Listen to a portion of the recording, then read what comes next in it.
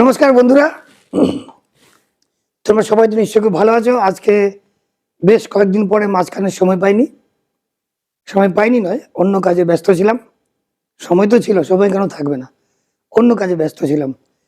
তো আজকে তোমাদের জন্য একটা বিশেষ ভিডিও নিয়ে এসেছি, একটা ইন্টারভিউ। আমারই এক বন্ধু, যে কলকাতার ছেলে, আফ্রিকাতে বহু বছর ধরে আছে, অনেক কিছু করছে। তার সঙ্গে আমি কোনোদিন ল অফ অ্যাট্রাকশন নিয়ে কথা বলিনি। তো আমি দেখতে চাই এরকম আর্ন করা একজন মানুষ, নতুন মানুষ, যে হয়তো বা ল অফ অ্যাট্রাকশনের কথাটা শোনেনি বা শুনে থাকতে পারে, তার সঙ্গে আমি একটু আলোচনা করব এবং দেখব যে স্বাভাবিক মানুষ যারা এই ধরনের ভিডিও দেখেন না, তারা কিভাবে তাদের জীবনের ইচ্ছেগুলো তারা পূর্ণ করেছে। তো যেমন আমরা বলে থাকি যে সবসময় আমরা ল অফ অ্যাট্রাকশনটা আমরা সবসময় প্র্যাকটিস করছি অজান্তে বা জানতে। তো আলাপ করে দিই, এর নাম হচ্ছে সন্দীপন রায়। সন্দীপন বাবু কেমন আছেন? খুব ভালো আছি। ভালো আছেন? আপনার পরিচয়টা একটু দিন।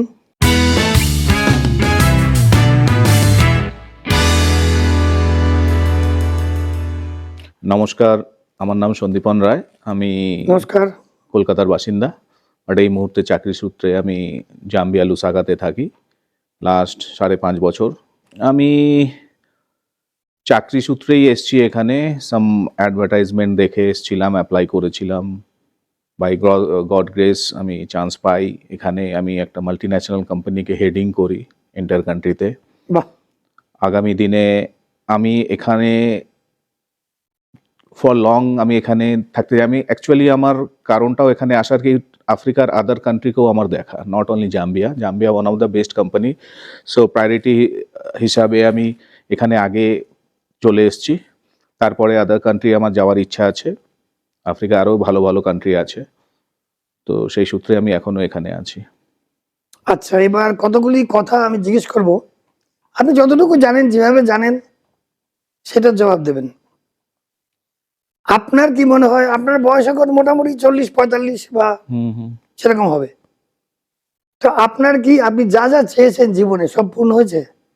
যা যা ইচ্ছে, মানে আপনার যা যা যেভাবে প্ল্যান করেছেন, জীবনটা কি সেইভাবে গেছে? একদমই না, একদম যায়নি। একদম সেইভাবে যায়নি। প্ল্যান করেছি, এক হয়েছে আলাদা। কিন্তু যেমন একটা উদাহরণ দিন শুনি। যেমন ভেবেছিলাম যে এখানে যখন প্রথমে এসছি, সেই মুহূর্তে আমার আশা ছিল ফ্যামিলিকে নিয়ে থাকার এখানে। বাট আমার মেয়ে এখন কলেজে পড়ছে, সো আমি ফ্যামিলিকে আনতে পারিনি ডিউ টু পড়াশুনোর জন্য। ফ্যামিলি ওরা আসে বছরে একবার করে, তো তাদেরকে মিস করি আমি। তো সেই প্ল্যানটা সেইভাবে হয়নি। বাট হ্যাঁ, আবার প্ল্যান করিনি এমন অনেক কিছু যেটা পেয়ে গেছি। বাবার যেটা চেয়েছি হয়তো সেটা পাইনি। সো একটা সুন্দর কোম্পানিতে কাজ করছি, অনেক দায়িত্ব আছে, বড় টিম আছে। সেই সূত্রে অনেক জায়গায় ঘুরে বেড়াতে হয় আমাকে, ভালো ভালো জায়গা দেখতে পাই। তা আপনি কি এখন হ্যাপি? এই যে এত বড় একটা চাকরি করছেন এত বড় কোম্পানিতে, আমরা কোম্পানির নামটা নিচ্ছি না এখানে, তো আপনি কি এই মুহূর্তে এই যে এত বড় কোম্পানিতে এই পজিশনে আছেন, আপনি কি হ্যাপি? হ্যাপি, ডেফিনেটলি হ্যাপি, কারণ এই কোম্পানিতে কাজ করেই আমি অনেক কিছু পেয়েছি। ফ্যামিলিকে ভালোভাবে চালাতে পারছি, মেয়েকে ভালো ভালো জায়গায় রেখে পড়াতে পারছি, কিছু লাইফে ছোটোখাটো হলেও অ্যাসেট কিছু করতে পেরেছি। So definitely happy. জীবনে অনেক চাহিদাই পূর্ণ হয়েছে, তো সেই দিক দিয়ে জীবনের অনেক চাহিদা পূর্ণ হয়েছে। হ্যাঁ, ডেফিনেটলি। মানে সবকিছু হয়নি, কিন্তু কিছু তো ডেফিনেটলি অনেক হয়েছে। চাহিদা পূর্ণ হয়েছে। আমার কাছে বেসিক্যালি ফ্যামিলি হচ্ছে মেন, আমার বাবা মা বউ মেয়ে। তো হয়তো আমি এখানে একা থাকি, হয়তো যখন সকালে আমি কাজে বেরোই, কাজের মধ্যে ব্যস্ততার মধ্যে কেটে যায়, বাট যখন আমি বাড়িতে ফিরি এসে একা, তখন ডেফিনেটলি তাদেরকে মিস করি খুব। কিছু পেতে গেলে কিছু ছাড়তে হয়, কিছু ত্যাগ করতে হয়। তো সেই দিক দিয়ে ডেফিনেটলি দুঃখের একটা জায়গা থাকি, একটা তাদেরকে পাই না কাছে, বা তারাও আমাকে পায় না। নানা রকমের অকেশন বা কিছু হলো, জামাই ষষ্ঠী হলো যেতে পারিনি, ভাই ফোঁটায় দিদির কাছে যেতে পারি না, বা আদার অকেশন যেখানে ফ্যামিলিরা সেলিব্রেট করে। আমার অনেক বন্ধু আছে যারা ফটো দেয়, অনেক কিছু ফ্যামিলির সাথে একসাথে গ্যাদারিং হয়, অনেক প্রোগ্রাম করে। তো সেই জায়গাগুলো ডেফিনেটলি মিস করি। সেগুলি দেখে আপনার একটু মন খারাপ লাগে, হ্যাঁ, একটু মন নিশ্চয়ই খারাপ হয়। আচ্ছা, আপনার সবচেয়ে বড় বন্ধুকে, সবচেয়ে ভালো বন্ধু সব প্রত্যেকেরই থাকে, আপনার সবচেয়ে ভালো বন্ধুকে, সবচেয়ে বড় বা সবচেয়ে প্রিয় সবচেয়ে ভালো বন্ধুকে? বন্ধু আমি একসময় আমার প্রচুর বন্ধু ছিল। মানে আমি বাড়িতে কম থাকতাম, আড্ডায় বেশি থাকতাম। যেই মুহূর্তে কলেজ ছেড়ে কলকাতায় যখন চাকরি করতাম, বিকেলবেলা কখন আড্ডাস্থলে যাব, চা খাবো, চা খেতে খেতে আড্ডা মারবো, সেরকম প্রচুর বন্ধু আছে। বাট রিয়েল বন্ধু পাওয়া খুব মুশকিল, খুবই মুশকিল, যারা বিপদে আপদে থাকবে। হয়তো কলকাতায় থাকলে হয়তো সারা সাথে থাকতো, বাট যেহেতু আমি এই বহু দূরে আছি, তো এখানে আমি বন্ধু বানিয়ে ফেলেছি প্রচুর বন্ধু, যারা হেল্পফুল, আমাকে হেল্প করে, আপদে বিপদে থাকে। তো ভালো বন্ধু বেছে নেওয়া, আমি সেইভাবে কাছের বন্ধু আমি মনে করি এখনো নেই আমার সেরকম কোনো বন্ধু। আচ্ছা, আমি প্রশ্নটা একটু ট্রিকি ছিল অ্যাকচুয়ালি। হুম। আমি আরেকবার জিজ্ঞেস করি যে আপনি আপনার যে সবচেয়ে ভালো বন্ধু এখনো যে আছে, তার সঙ্গে রোজ কথা বলেন বা মাঝে মাঝেই কথা বলেন, নিয়মিত কথা বলেন? বলি, একজন আছে কলকাতায়, আমরা একসাথে কলেজে পড়াশোনা করেছি। সে কলকাতাতেই থাকে এই মুহূর্তে। কারণ আমরা তো সবচেয়ে প্রিয় বন্ধুর সঙ্গেই সবসময় কথা বলি, তাই না? হ্যাঁ, বেশিরভাগ সময়। তা আপনি কি ওনার সঙ্গে প্রায় কথা বলেন, বলছেন? প্রায় বলতে যদি আমার মনে হলো হঠাৎ যে একটু ফোন করি রাত্রেবেলা। আমি যেখানে থাকি এই মুহূর্তে লুসাগের টাইম ডিফারেন্স আছে কলকাতার এখানেকার। তো টাইম দেখে যদি আমার মনে হয় তখন আমি ফোন করি, কথা বলি। যেমন এই পলিটিক্যাল চেঞ্জেস গুলো হয়, ও খুব ইনভলভ পলিটিক্যাল ব্যাপারে। আচ্ছা, তো আমি তার সাথে কথা বলি, অথবা এদিক ওদিকের কোনো যদি খবর থাকে বা কিছু শেয়ার করি আমরা, কি হচ্ছে না হচ্ছে। বাট নর্মালি আমি আমার বউয়ের সাথেই কথা বলি, যে আমি মনে আপনি করি যে সবচেয়ে বেশি কার সঙ্গে কথা বলেন? আমার বউয়ের সাথেই কথা বলি, আপনার বউয়ের সঙ্গে? আর মেয়ে। আর কারোর সঙ্গে না? সেরকম ভাবে কারোর সাথে না। ওই আমার বন্ধু আছে, নামও বলে দিই, তার নাম রাজা। তার নামও আমার সাথে মিলিয়ে, তার নাম সন্দীপ রায়, আমার নাম সন্দীপন রায়। তাহলে এটা তো ঠিক হয়ে গেল যে আমরা যার সঙ্গে সবচাইতে বেশি কথা বলি তারাই হচ্ছে বা সেই হচ্ছে আমাদের সবচেয়ে বড় বন্ধু, তাই তো? হুম। আপনি সারাদিন যখন চিন্তা ভাবনা করেন কার সঙ্গে করেন? কার সঙ্গে করি মানে, বা কার করি? আপনি যখন চিন্তা ভাবনা করছেন, হ্যাঁ, কার সম্বন্ধে করছি? কার সঙ্গে চিন্তা, কারোর সঙ্গে করেন তো? চিন্তা না ভাবনা প্ল্যান? হ্যাঁ, চিন্তা না প্ল্যান? প্ল্যানিংটা কার সঙ্গে করেন? প্ল্যানিংটা আমি অলওয়েজ আমার বউয়ের সাথে করি। প্ল্যানিংটা হয়তো কারোর সাথে করলাম আলাদা কিছু, হয়তো বন্ধু বান্ধব দাদা স্থানীয় আছে আমার, যেমন তুমি আছো আমার সাথে, অনেক সময় আমি প্ল্যান করি, আরো কারোর সাথে প্ল্যান করি। বাট ফাইনাল প্ল্যান করব কি করব না, অলওয়েজ উইথ মাই ওয়াইফ। সেই ওয়াইফের সঙ্গে কথা বলার আগে ভাবেন তো, মানে মানে চিন্তাটা মাথায় তো আসে যে এই কথাটা আমি বলবো বউকে, বা এই কথাটা আমি বন্ধুকে বলবো, এই ব্যাপারটা নিয়ে আলোচনা করব, এটা তো হ্যাঁ, আসে। ডেফিনেটলি অনেক কিছুই আসে। অনেক কিছু মাথায় আসে তো। হ্যাঁ, হ্যাঁ। তাহলে সবচেয়ে বেশিক্ষণ আমরা যখন চুপ করে বসে থাকি আমরা কিন্তু কথা বলি। হুম। কার সঙ্গে বলি? নিজের সাথে বলি। নিজের সাথে বলি। তার নিজের সঙ্গে যদি আমরা সবসময় বেশি কথা বলি, সবচাইতে বেশি কথা বলি, তাহলে সবচেয়ে বড় বন্ধু কে হলো? নিজে। আমি আমি এখানে আসতে চাইছিলাম হুম, হুম। যে আমরা অনেক কিছু না আমাদের অজানা থেকে যায়। রাইট। সবকিছুই অজানা। আমি একটা স্কুলে গেছিলাম, আমাকে ডেকে, এখানে গেছিলাম, একটা স্কুলে ডেকে নিয়ে গেছিল। তা অনেক ছাত্র ছিল, আমি সবাইকে জিজ্ঞেস করলাম, প্রত্যেকে উঠে দাঁড়িয়ে তোমার সবচেয়ে প্রিয় বন্ধুর নাম বলো। তো সবাই বললো টম, ডিক, হ্যারি, অমুক তমুক, জোসুয়া, গিফট, গিভেন, জাম্বিয়াতে যেরকম নাম হয়। তাই আমি বললাম তাদের সঙ্গে কথা বলো, বলে না বেশি কথাবার্তা হয় না। তখন বললাম যে ভাবো কার সঙ্গে, কিভাবে ভাবো? ভাবি তো নিজের সঙ্গে। তা ভাবনাটাও অ্যাকচুয়ালি একটা কথোপকথন। রাইট। এটা আমরা মানে যারা এইগুলো নিয়ে চর্চা করি, আমরা বলি যে আমরা সবচাইতে বেশি কথা বলি নিজের সাথে। আমাদের নিজেদের সঙ্গে। Every discussion we are doing with our own selves. তার মানে আমাদের সবচেয়ে বড় বন্ধু হচ্ছে আমরা, আমরা নিজেরা। কাজেই আপনি যে একদম প্রথমে যে কথাটা বললেন, তুমি করে বলি, সরি ভুলে যাই। তুমি যে সবচেয়ে প্রথমে কথাটা বললে যে আমি একটু মিস করি, একটু অমুক তমুক। আমি বলি, আমি যে এত বছর এখানে আছি, ঠিক আছে মাঝে মাঝে দেশে যাই, আমি যখন একাও থাকি না, আমি থাকি একা কিন্তু আমি একা নই। মানে ব্যাপারটা এক্সপ্লেন করতে পারলাম কি? একদম। আমি থাকি একা কিন্তু আমি একা নই। কেন? হুম, কারণ আমার ডান দিকে আমি, বাঁদিকে আমি, হুম, আমার উপরে আমি, আমার নিচে আমি, আমার সামনে আমি, আমার পেছনে আমি। তো যখন এই স্টেজটায় পৌঁছতে পারবে, তখন দেখবে কিছু মিস হবে না। এইটা একটা আধ্যাত্মিক ব্যাপার, আধ্যাত্মিকও বলবো না, এটা একটা প্র্যাকটিসের ব্যাপার। নিজের প্রেমে যে পড়ে, আমি এই কথাগুলো এই জন্য বলছি কারণ আমার চ্যানেলের বিষয়টা এটা, হুম, সাবজেক্ট এটা, কিভাবে খুশি থাকা যায়, কিভাবে আনন্দে থাকা যায়, কিভাবে নিজের সঙ্গে থেকে থেকে কিভাবে অনেক কিছু বোঝা যায়। তো সেইগুলি বোঝার জন্য, সেই আবেগটা পাওয়ার জন্যে সবচাইতে খুশির মুহূর্ত সেইটাই হবে যখন আমরা আমাদের নিজেকে ভালোবাসতে পারবো এবং স্বার্থপরের মতো। অনেকে বলে ও ও ও সেলফিশ, সবসময় নিজের জন্য করে। নিজের জন্য যদি কেউ করতে পারে তাহলেই অন্যের জন্য করতে পারবে। যেমন যেমন তুমি যখন স্কুলে পড়তে তুমি কি হতে চেয়েছিলে? মনে করো স্কুল থেকে যখন পাশ করে বেরোলে কি স্বপ্ন ছিল তোমার, কি হবে? কি হব সেটা আমি দেখেছি বছরে বছরে চেঞ্জ হতে থাকে। হ্যাঁ, সামটাইম হয়। ফিল দ্যাট ডক্টর হব, আবার 2 বছর 3 বছর পরে আমি যেখান থেকে মানুষ হয়েছি সেখানে প্রচুর বড় এক ইয়ে ছিল, আপনার ডিভিসির one of the biggest plant ছিল। তো সেখানে যখন দেখতাম প্রচুর ইঞ্জিনিয়ার, তখন মনে হতো ইঞ্জিনিয়ার ইঞ্জিনিয়ার হব। হব।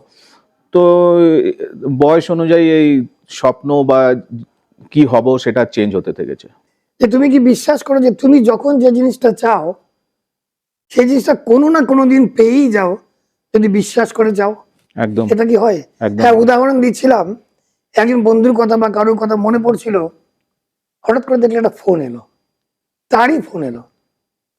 এটা কি প্রিমনিশন বলে ইংরেজিতে? এটাকে কি, এটা কিভাবে এক্সপ্লেন করবে? তুমি যার কথা মনে করছিলে, হঠাৎ তার একটা ফোন এলো। এটা সামটাইম এটাকে টেলিপ্যাথি বলা যেতে পারে। এটা হয়, এটা আমার সাথেও হয়, তোমার সাথেও হয় হয়তো, কিন্তু এটা ডেফিনেটলি হয়। তার মানে টেলিপ্যাথি বলে একটা ব্যাপার আছে। আচ্ছা। টেলিপ্যাথিটা কি? আমাদের যে চিন্তা ভাবনাগুলি, সেগুলি দিজ আর অ্যাকচুয়ালি ভাইব্রেশনস। হুম, এগুলো একটা ভাইব্রেশন। পুরো এই যে পুরো খালি জায়গাটা তো তরঙ্গে ভর্তি, ভাইব্রেশনে ভর্তি। তা আমাদের এই সাউন্ড ওয়েভ, যেটা আমাদের চিন্তা, আমাদের যে ভাবনাটা বা ইচ্ছে, হুম, ইচ্ছে is actually an energy and vibration. আমাদের বিভিন্ন বিভিন্ন লোকের বিভিন্ন বিভিন্ন ফ্রিকোয়েন্সি, এই ভাইব্রেশনটা গিয়ে পৌঁছায় একটা কোথাও একটা পৌঁছায়। মোবাইল ফোন, আমরা যাকে ডায়াল করি, যার নাম্বারটা ডায়াল করি, হুম, তার কাছেই তো যায়। একদম। তোমাকে ডায়াল করলে এটা শ্যামলের কাছে যাবে না, না। তোমার কাছেই যাবে। হুম, হুম, এক্স্যাক্টলি সিমিলার ওয়েতে আমরা যেটা ভাবি, সেইটা আমাদের একটা সার্ভার আছে, ওটাকে ভোর্টেক্স বলা হয়। ভোর্টেক্সে যায় এবং সেখান থেকে ওটা ডিস্ট্রিবিউট হয়। ঠিক সেইভাবে আমাদের ইচ্ছেগুলো ডিস্ট্রিবিউট হয়ে কথায় বলে যে তুমি যে জিনিসটা কল্পনা করবে কয়েকদিন পরে হঠাৎ করে দেখতে পাবে। হুম, তুমি একটা লাল গাড়ি কিনতে চাও, হুম, হঠাৎ করে রাস্তায় গেলেই দেখবে লাল গাড়ি। হুম, লাল গাড়ি কি একদিন ছিল না? ছিল। রাইট। কিন্তু এখন তোমার নজরে পড়ছে, because you are focusing on that thought. আর এই থটটা ফোকাস করতে করতে করতে করতে এই হঠাৎ করে এটা মেটেরিয়ালাইজ হয়, যেটাকে আমরা বলি ম্যানিফেস্ট করা। চিন্তাটাকে, হুম, এই শিবানী আছে না, ব্রহ্মা কুমারীর হুম, শিবানী বলে একজন আছেন, খুব সুন্দর বলেন, সংকল্প থেকে সিদ্ধি। মানে আমি একটা সংকল্প করলাম, সেটা সিদ্ধি প্রাপ্ত হয়। হুম। একটা হচ্ছে ভাবনা, আর ভেবে ভেবে সেটাকে ম্যানিফেস্ট করা, ইচ্ছেটাকে। তো তোমার সঙ্গে কখনো এরকম হয়েছে অনেকবার, যে তীব্রভাবে তুমি কিছু চেয়েছো? অনেকবার হয়েছে, অনেকবার। যেমন দু একটা উদাহরণ শুনি। আমি যখন কলকাতায় থাকতাম তখন একটা প্রজেক্ট হচ্ছিল। আহ, এটা ছিল রাজারহাটে। যখন নতুন নতুন প্রজেক্ট হয়, প্রজেক্টটা ছিল হচ্ছে ইয়েদের, আমি ভুলে যাচ্ছি নামটা। তো তখন একটা অ্যাপ্লাই করেছিলাম, অ্যাপ্লাই করে ভুলেও গেছিলাম। তারপরে ঠিক ওটা রেজাল্ট বেরোবার আগে আমাকে যে করিয়েছিল বন্ধু, সে আমাকে বললো এই কালকে ইয়েটা বেরোবে, কিন্তু কাল না পরশু এরকম বেরোবে। তখন থেকেই আমি একটা ওটা নিয়ে ভাবনা চিন্তা শুরু করলাম, যদি পেয়ে যায় কি করব, ইন্টেরিয়ার করব, এইভাবে করব, এইভাবে করব। তুমি অলরেডি কল্পনা করছো যে তুমি ওখানটায় গেছো। গেছি, তার আগে আমি গিয়ে ঘুরে এসেছিলাম একবার, সেই জন্য আমার কাছে ওই জায়গাটা খুব সুন্দর সাজানো গোছানো তার প্ল্যান। মানে তুমি যেটা করছিলে এটাকে বলা হয় টেকনিক্যালি ভিজুয়ালাইজেশন। হ্যাঁ তুমি ভিজুয়ালাইজ করছিলে। হ্যাঁ, ভিজুয়ালাইজ তারপরে করছিলাম। তারপরে যেদিন লটারির দিন আসে, রাত্রির প্রায় 12টার সময় আমাকে ফোন করেছে, কি রে লটারি দেখে এলাম? না না দেখিনি, ভুলে গেছি। লটারি? লটারি ছিল, ওটা গভর্নমেন্টের lottery প্রজেক্ট মানে ছিল, selection। ফ্ল্যাটের জন্য। হ্যাঁ আচ্ছা, ফ্ল্যাটের জন্য। ওকে। হ্যাঁ, তো খুলেই দেখি প্রথম নাম্বারটা আমারই, এবং আমি পেয়ে গেছিলাম ফ্ল্যাটটা। ফ্ল্যাটটা পেয়ে গেছিলে। হ্যাঁ, রাজারহাটে। তো এইটাই আমরা বলি আর কি, এই যে যারা স্টুডেন্টরা পড়াশোনা করে তারা দুটো জিনিস ভাবতে পারে। কিছু স্টুডেন্ট ভাবে যে দারুণ রেজাল্ট করব, আর কেউ কেউ ভাবে পারবো না। এই যে পারবো না ব্যাপারটা, এটা আমাদের এখানে একটা প্রোগ্রামিং হয়। হুম আমাদের সাবকনশিয়াস অবচেতন মনে একটা প্রোগ্রামিং হয়। তখন সেই পড়াশোনাটাকে ঠিক মতো বোঝার থেকে তোমাকে আটকে দেবে তোমার মাইন্ডে, কারণ তুমি ওকে বলে দিয়েছো। হুম অবচেতন মন তুমি যা বলবে যা ভাববে ওটাই বিশ্বাস করে। এটা আমরা খুব অন্যভাবে বলি। নর্মালি আমরা বলি কি, কারণ সাধারণ মানুষ ঈশ্বর, ভগবান টগবান, আল্লাহ এসব খুব বলে, প্রত্যেকেই বলে, বিশ্বাস করে, খুব বিশ্বাস করে উপরওয়ালাকে। তো আমি ওই স্কুলটাতেই বলেছিলাম যে ভালো ভালো কথা ভাববে, ভালো ভালো কথা বলবে। তো ছাত্ররা জিজ্ঞেস করলো কেন, ওটা খ্রিস্টান স্কুল ছিল। তাই আমি বললাম কারণ গড আছে না, ও তুমি যা বলছো, যা ভাবছো, যে শব্দের মুখ দিয়ে বের করছো, ওই গড শুনছে। আর গড তো স্কুলে যায়নি, গড একটা শব্দ শিখিয়ে ওর মা পাঠিয়ে দিছে। একদম। সেই শব্দটা কি? সেই শব্দটা ইয়েস। মানে আমরা যেটাকে বলি তথাস্তু। আমি যদি আজকে থেকে বলি আমি খুব গরিব, খাওয়ারে শ্যামল যেমন করে, সে বলে নেই নেই নেই নেই করে, ঈশ্বর উপর থেকে বলে ওকে ঠিক আছে। তো আচ্ছা। অনেকেই বলে দেখো, সবসময় বলে না, যদি বলো কেমন আছো, না পেটে ব্যথা, অমুক ব্যথা, তার একদম। কোনোদিনই অসুখ যায় না। কারণ সে যতবার বলছে আমার পেটে ব্যথা, অমুক তমুক, ওটা তো রয়ে যাচ্ছে। ততবার উপর থেকে গড বলছে। এটা বোঝানোর জন্য তথাস্তু। বলেছিলাম, ছাত্রদের বোঝানোর জন্য বলেছিলাম। তো ওরা খুব অবাক হয়ে গেল, সত্যি তো। বলছে একদম খারাপ শব্দ মুখ দিয়ে বের করবে না, কারণ ওপরে শুনছে বসে বসে, এবং শুনে বলবে ইয়েস। তার মানে তথাস্তু শব্দটা আমি বলিনি এদের, ওরা বুঝবেও না। বলে গড একটাই শব্দ শিখেছে ইয়েস, যা বলবে তাই। তুমি যদি বলো আমি খুব ভালো আছি, গড বলবে ইয়েস, এবং তুমি ভালোই থাকবে।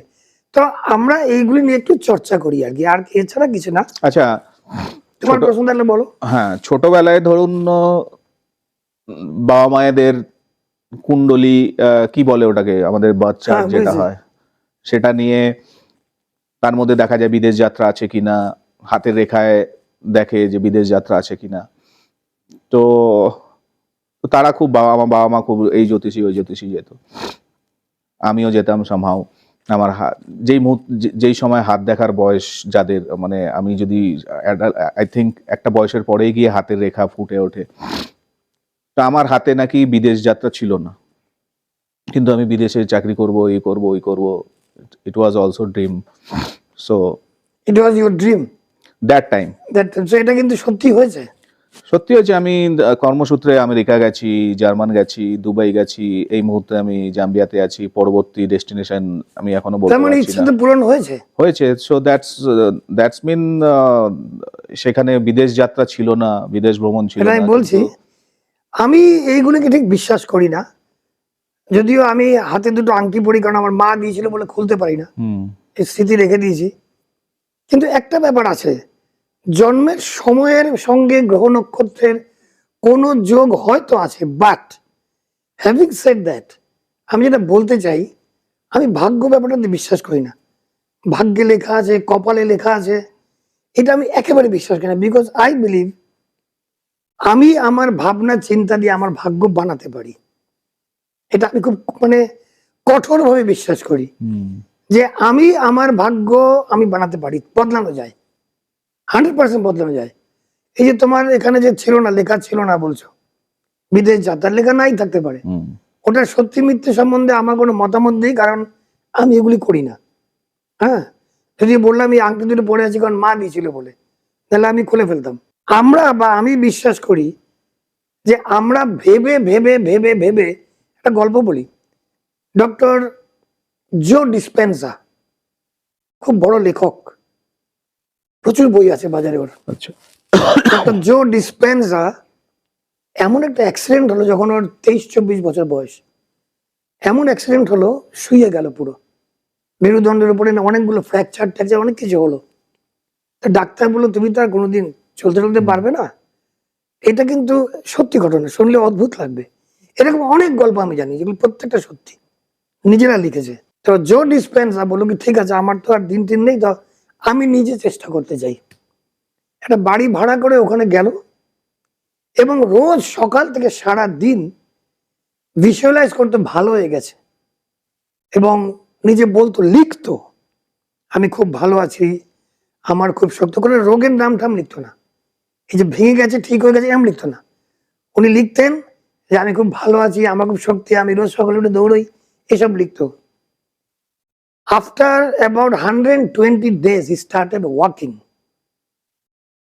and the rest of his story is miracle. জো ডিসপেন্সার বই পড়ে দেখবে, তারপরে সে প্রচুর বই লিখেছে এই ব্যাপারটার উপরে। So what he says that আমরা আমাদের জীবন এবং আমাদের কর্মক্ষেত্র হোক বা স্বাস্থ্য হোক বা আমাদের সম্পদ হোক, আমাদের ফ্যামিলি হোক, সুখ হোক, শান্তি হোক, তো এটা কিন্তু আমরা নিজেরাই করতে পারি রাইট। পজিটিভলি ভেবে। আমি বেশি কথা বলছি, ইন্টারভিউটা তোমার ছিল, বা তুমি বলো। একই, এটা কথোপকথন, এটা হতেই পারে। কথোপকথন। হ্যাঁ, তো এইটা এইটা আমরা বিশ্বাস করি। তা তুমি কি তোমার মেয়েকে এরকম কিছু বুঝিয়েছো? কোন দিক হুইচ দিয়ে? ইজ ভেরি ইম্পর্টেন্ট নাও। কোন দিক দিয়ে? যে ভালো ভাববে, ভালো বলবে, নেগেটিভ বলবে না, নেগেটিভ ভাববে না, পজিটিভ ভাববে এবং সবসময় সামহাউ, নিজেকে নিজের বন্ধু ভাববে সবচাইতে বড়। রাইট, সামহাউ আমাকে এটা মেয়েকে বোঝাতে হয়নি। আই ডোন্ট নো, মেয়ের এটা জন্মগত আছে। বাহ, মেয়ে যেহেতু আমার দিকে গেছে, আমার মতো দেখতে, আমার মতো স্বভাব, আমার মতো রাগ, সো এটাও মেয়ের মধ্যে চলে এসছে। আমি যখন কোনো কিছু প্রবলেম হয় বা কিছু হয়, আমি যখন শেয়ার করি, আমার মেয়ে আমাকে বোঝায় যে বাবা ডোন্ট আপসেট, হয়ে যায়গা। সো এটা আমাকে বোঝাতে হয়নি, ও এটা ও এটা আজকালকার ক্যারি করে। জেনারেশনটা অবশ্য হ্যাঁ, একটু আলাদা, অনেক অন্যরকম, ভেরি পজিটিভ। একদম। আসলে আমরা যখন বড় ছিলাম তখন অনেক পরিস্থিতি আলাদা ছিল, সমস্যা ছিল, অনেক আলাদা ছিল। এবং এটা জেনে রাখবে আজকে আমরা যা, তুমি যা, আমি যা, সেটা হচ্ছে আমরা গতকাল অব্দি যা করেছি তার ফল, আর অন্য কারোর দোষ নেই। কিন্তু রাইট, আমরা যা করেছি একদম, গতকাল, আজ সকালে ঘুম থেকে ওঠা পর্যন্ত যা করেছি, এই যে মুহূর্তে বসে আছি আমি বা তুমি, সেটা রেজাল্ট। এই যে আমাদের মনটা, জানো তো, আমাদের যখন 5 বছর বয়স হয় তারপর থেকে কিন্তু আমাদের চরিত্র তৈরি হয়। সৃষ্টি হতে থাকে। কি করে? যা দেখি, যা শুনি, যা আমাদের বলা হয়, এই অন্ধকারে যাস না ভূত ধরবে, ওই ঢুকে গেল ভয়, কিন্তু জুজু প্রোগ্রামড হয়ে যাই আমরা। এই প্রোগ্রাম থেকে ছুটে বের হওয়ার অনেক রাস্তা আছে যেগুলি আমরা আমাদের চ্যানেলে শেখাই। তো আনফর্চুনেটলি এগুলি শোনার লোক খুব কম, কিন্তু যারা শুনেছে তারা কিন্তু উপকৃত হয়েছে, ওকে, এমনকি কঠিন অসুখ থেকে বেরিয়ে এসছে। এরকম আমার কাছে অনেক প্রমাণ আছে, অনেক লিখিত প্রমাণ আছে। তো যেটা আমি বলতে চাই তোমাকে, যে there is no reason to give up under any circumstances. আমি একটা কথা বলি, ডিস্টার্ব করলাম, সরি। মানে বলো। সরি। এই যে মনের জোর, বা আমার ছোটবেলায় মানে ক্লাস 7-8 পর্যন্ত হাঁপানি টাইপের ছিল, খুব কষ্ট হতো, সর্দি কাশি হলে আমি শ্বাস নিতে পারতাম না, এত কষ্ট হতো। তো আমাদের বাড়িতে এক সাধু বাবা আসতো, বয়স্ক। তো উনি, আমি কোনোদিনও বলতেও যাইনি, উনি আসতো, এসে দেখেছে আমাকে এরকম করে কাশতে, বললো তোকে আমি একটা ওষুধ দেবো। আমি তখন বাচ্চার মুড, মানে ওই কাশি যখন হয়, কষ্ট হয়, তারপর ভুলে যাই। ওই তখন মনের জোর, ইয়ের জোর, ওইটুকু বয়সে আমি প্রচুর খেলতাম, প্রচুর। মানে বিকাল 4টের সময় এসে বন্ধুরা দরজা নক করতো, চল চল চল চল খেলতে, যখন এখনকার বাচ্চারা পাই না সেটা। তো প্রচুর ক্রিকেট ফুটবল যেই মরশুমে যে খেলা হতো সেই খেলতাম। তো খেলার মোটে বলে ওষুধ দেবো, বলো ঠিক আছে দিয়ে দিও। তো উনি দেখলাম না ধূত্র ফুল জোগাড় করলো কোথার থেকে, নিয়ে এসে তার দানাগুলো বীজগুলো বার করলো। বার করে কি করলো আমি দেখতাম উনি করছে, ছোট্ট মাঠ থেকে নিয়ে একটা কড়াই নিয়ে কিছু করছে, ভাজছে, ঘি দিচ্ছে, এই দিচ্ছে ওই দিচ্ছে। আমাকে বললো এই ছোট ছোট দানা, বললো এটা খা ঠিক হয়ে যাবে, 1 মাস খা। 1 মাস খেলাম আমি, একদম সম্পূর্ণ আমার জীবনে আর ওইটা হবে ওটা তো না। ওষুধ হয়তো ওটা জেনে নিলে হয়তো ভালো হতো, পরবর্তীকালে আমি কাউকে দ্যাট ওয়াজ এ বলতে মেডিসিন, পারতাম। Yes, yes, Ayurvedic medicine. Ayurvedic medicine. আর ধূত্রর গুণ আছে এটার, এই হাঁপানি টাপানির উপরে, সেটা আমিও শুনেছি। ধূত্র দিয়ে তো সামাও সেখানে হয়তো মনের জোর করিনি, ওই বয়সটা সেই সময়টা আসেনি যে মনের জোর বা, কিন্তু আমি ওটা পাত্তাই দিইনি বেসিক্যালি। আর প্লাস না, ওষুধের এফেক্ট, ওই যে সাধু বাবা বললেন না খা ভালো হয়ে যাবি, হয়তো সেটা আমার মাথায় ঢুকে গেছে। এটাকে বলা হয় ইয়ে প্লাসিবো, এটাকে প্লাসিবো বলা হয়। প্লাসিবো মানে হোমিওপ্যাথিক ডাক্তাররা বা কেউ যখন কোনো ওষুধ দেয়, দেখবে যে বলবে যে এই ডোজটা কাল ভোরবেলা খাবে, আর বাকি প্যাকেটগুলো 7 দিন পরে পরে খাবে। প্রথম ডোজটাই ওষুধ থাকে অনেক সময় মেন, তারপরে গুলি চিনির গুলি থাকে। এটাকে বলে প্লাসিবো এফেক্ট। আচ্ছা, দুটো জিনিস আছে, প্লাসিবো এফেক্ট আর নোসিবো এফেক্ট। প্লাসিবো এফেক্ট হচ্ছে তুমি যখন অসুস্থ হয়ে, এটা আমার সঙ্গে বহুবার হয়েছে, তুমি যদি অসুস্থ হয়ে ডাক্তারের কাছে যাও, যদি ভালো ডাক্তার হয়, না কিছু হয়নি, ওষুধ লাগবে ঠিক হয়ে যাবে, এই দুটো খেয়ে নিন, এই দুটো paracetamol, and then you get cured.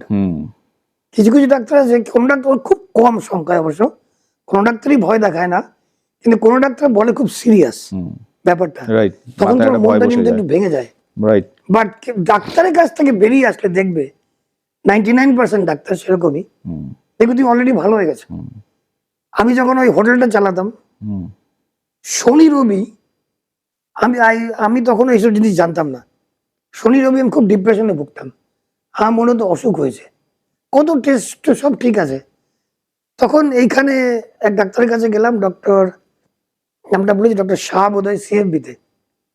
আমাকে বলছে, Parikshit, you are coming here every Saturday and Sunday, do you know why? I say why? Because you have nothing to do.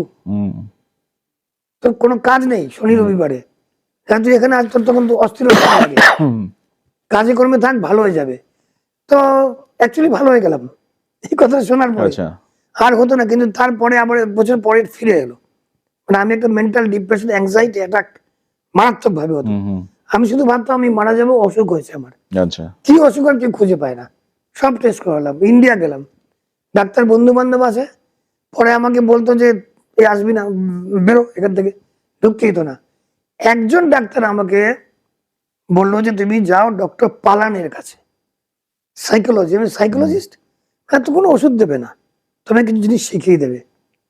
সেখানে গিয়ে আমি শিখলাম, আমার এক বন্ধুকে কলকাতা থেকে ডেকে আনলাম, বললাম আমি তো মারা যাবো, আর 1 মাসের মধ্যে তুই আয়, আমরা একসঙ্গে করি এই কোর্সটা। ও এলো, আমি গেলাম, আর আমার বউ হানসা, আমরা 3 জনে মিলে করলাম এই কোর্সটা, এই 7 দিনের কোর্স। 7 দিন ধরে শুধু আমাদের শেখালো how to reprogram the mind. ওটা 2008-এর কথা, আজকে প্রায় 20 বছর হতে চললো। That was the last time I had it. একটা ওষুধ খাইনি, জাস্ট রিপ্রোগ্রাম মাই মাইন্ড। এই যে নেগেটিভ চিন্তা আমার সম্পূর্ণ বেরিয়ে গেল, আমাদের শিখিয়ে দিল কিভাবে পজিটিভ জিনিসটা ঢোকাতে হবে। আশ্রম টাইপের ছিল না, এটা ইস এ বড় ক্লাবের মতো। আচ্ছা, ওখানে থাকতে হতো না, ওখানে সকাল থেকে সন্ধ্যা অবধি, আমার বড়দা শহরে। আচ্ছা, আমি তো ভেবেছিলাম মারাই যাবো, বললাম না বন্ধুকে ডাকি, ছোটবেলার বন্ধু। তো আমার বউ এটা নিয়ে খুব হাসতো, বলতো না তোমার তো মানসিক কিছু হয়েছে। মানসিকই হয়েছিল, বিকজ আমি আমার অবচেতন মনে এটা ঢুকিয়ে দিয়েছিলাম, প্রোগ্রাম হয়ে গেছিলাম যে আমি মারা যাচ্ছি। তাই ধীরে ধীরে শরীরটা খারাপ হচ্ছিল, কারণ মন প্রথমে তো মন, তারপরে body, not the other way around. শরীর থেকে মন না, মন থেকে শরীর। তো এই আর কি, এইগুলি নিয়েই চর্চা করি, তোমার সঙ্গে একটু আড্ডা মারলাম এটা নিয়ে। না, খুব ভালো। আমি তোমার ভিডিও দেখি, ইটস ভেরি ওয়ান্ডারফুল ভিডিও, এগুলো খুব মানুষের কাজে লাগে দৈনন্দিন জীবনে, যে টেনশন জানিয়ে মানুষ এখন আছে, it will help you to watch your video. No, thank you for that. And thank you for coming here.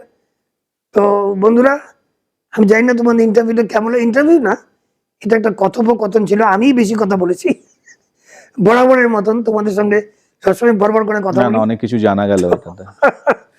তো যাই হোক, তো পরের ভিডিওতে আবার দেখা হবে। তোমার সবাই ভালো থাকবে, তোমাদের সবার মঙ্গল হোক। আবার দেখা হবে। যাও, জিতে নাও।